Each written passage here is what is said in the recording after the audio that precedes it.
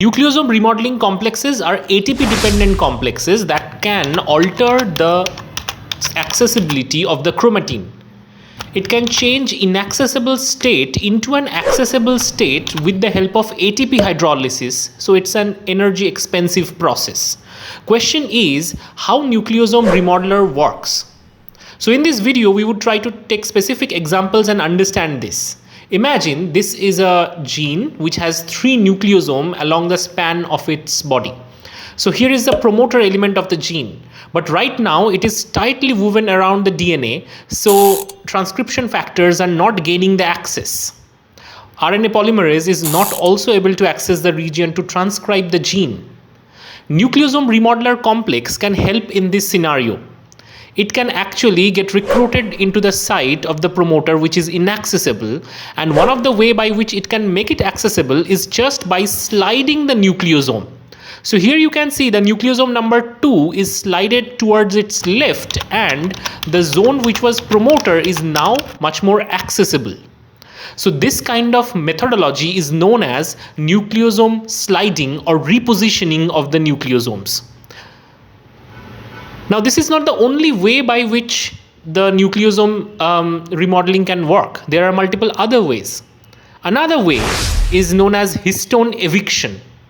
So at a certain region, the histones which are present in the core histone octamer can be evicted with the help of nucleosome remodeling complex, and that increase the accessibility in that local region.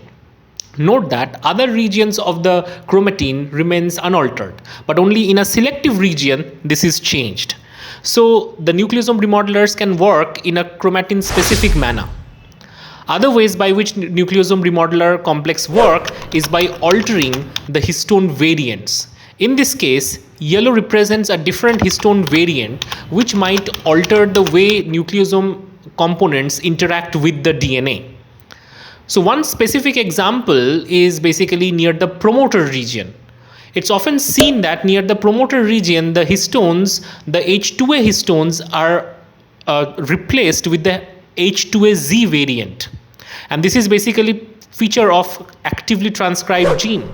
In the gene body, H3.3 histone replaces the H3 histone. And this is a signature of active gene transcription. And INO80 complexes of chromatin remodeler can incorporate this kind of histone variants into specific location. Talking of that, we should understand different classes and families of nucleosome remodelers. So nucleosome remodelers are of different family, like the SWI SNF family, which can slide or eject nucleosome, like INO80 family and ISW1 family. ISW1 family can lead to nucleosome spacing changes and also chromatin organization changes. Then there is CHD8 family, which can alter transcriptional regulation and regulates development. Last but not the least, there is INO80 family, which augments in DNA repair and replication stress associated phenomena. Now let us zoom into one particular family such as SWI SNF family and try to understand the components. The core of the nucleosome remodeler complex is the ATPase core. So BRM or BRG1 is the ATPase core for SWI SNF family molecule. Now there are BAF57 and BAF250 are the complexes which target these mega complex into the DNA. So these are DNA binding regions. There are also bromodomains which can recognize acetylated histone. There are scaffolding units which stabilize the complex. There are also units that can tether it to the actin or ARP binding protein. So basically it can stabilize the overall remodeler activity. So now we understand the structure of these SWI SNF complex. Let me tell you that it was first discovered in yeast in a genetic screen, and that is why it was named by mating type switching and sucrose fermenting. So it has been associated with several neurological processes. For example, BAF family of nucleosome remodeling complexes are associated with the decision between proliferation versus differentiation in neural progenitors. It also regulates dendritogenesis and the synaptic density. It has been heavily implicated in terms of various cancer like rhabdoid tumors in infants or ovarian clear cell carcinoma or lung cancers. So it is very important from clinical context. From a molecular biology perspective, it is super important and it can coordinate with several other complexes. So once a transcription factor cannot gain access to a promoter, it would coordinate with nucleosome remodeling complex. Nucleosome remodeling complex can alter multiple things.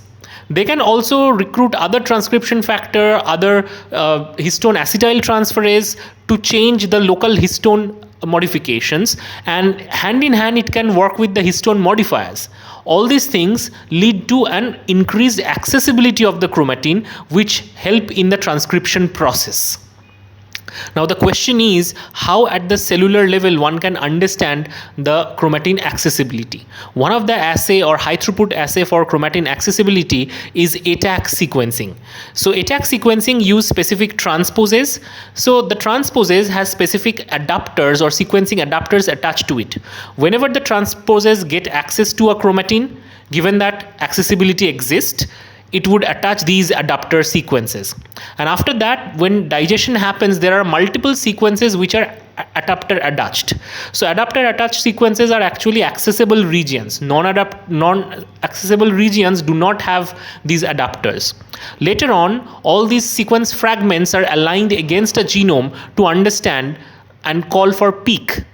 So wherever the transposase has bound, there is a sequence or fragment corresponding to that region, giving rise to a peak. That simply means when there is a peak, there is chromatin accessibility. And question is where the attack peaks are located. It could be located in promoter, UTRs, or even enhancer regions.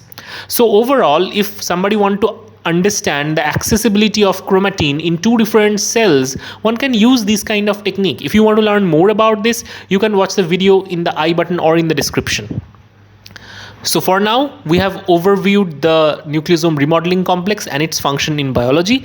So if you want to quickly test your knowledge, you can quickly click on the quiz option, which is just beside the description box in the right bottom side corner of the video. See you in next video.